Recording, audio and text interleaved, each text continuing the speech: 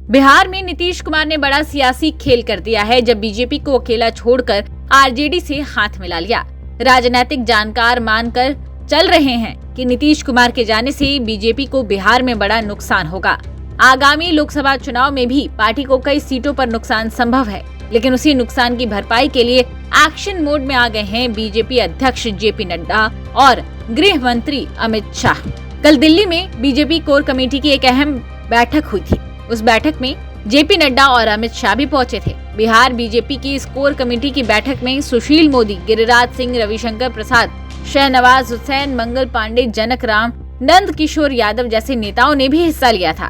बैठक का उद्देश्य था बिहार की मौजूदा हालात को समझना और तमाम तरह की चुनौतियों से पार पाना। इसके अलावा पार्टी ने इस बात पर भी जोर दिया कि 2024 के लोकसभा चुनाव में पार्टी को हर कीमत पर 35 सीटें जीतनी है। जानकारी के लिए बता दें कि बिहार में कुल 40 लोकसभा सीटें आती हैं। 2019 के लोकसभा चुनाव में बीजेपी ने जेडीयू के साथ मिलकर महागठबंधन को क्लीन स्वीप कर दिया और 39 सीटें जीतने में कामयाब रहे थे। लेकिन अब जमीन पर स्थिति बदल गई है। नीतीश कुमार महागठबंधन के साथ चले गए हैं।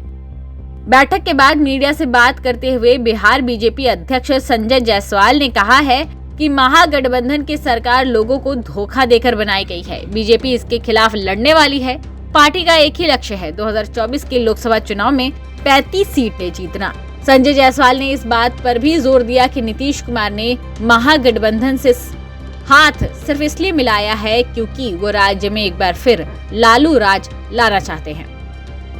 यह जग जाहिर है कि यह जो गठबंधन बना है यह जनता को धोखा देने वाला गठबंधन है और लालू राज को पुनः वापसी करने का एक पिछले दरवाजे से प्रयास करने वाला यह गठबंधन है और इसके विरोध में हम सड़क से लेकर सदन तक संघर्ष करेंगे।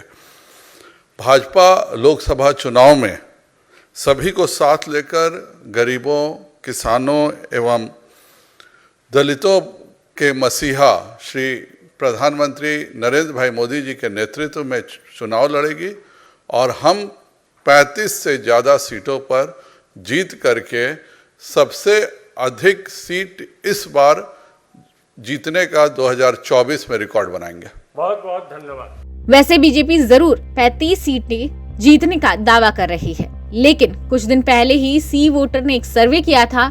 उसमें कहा गया था कि अगर आज चुनाव होते हैं तो बीजेपी को बिहार में सिर्फ 14 सीटें मिलेंगी। वहीं महागठबंधन का आंकड़ा 26 तक पहुंच जाएगा।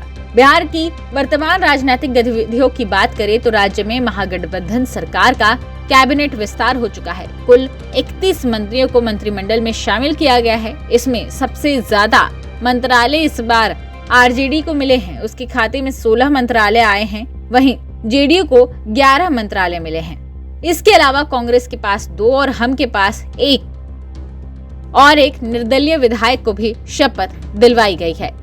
इस समय महागठबंधन के पास 164 विधायकों का समर्थन है और कुल 7 पार्टियां मिलकर ये सरकार चला रही हैं। नीतीश कुमार जोर देकर कह रहे हैं कि ये सरकार बिहार की सेवा करने के लिए तैयार है और सभी सपनों को पूरा किया जाएगा। लेकिन बीजेपी दावा कर रही है कि जनता इस गठबंधन को सिरे से खारिज कर चुकी है। नीतीश कुमार ने जो जनादेश का अपमान किया है, उन्हें उसका नुकसान उठाना पड़ेगा।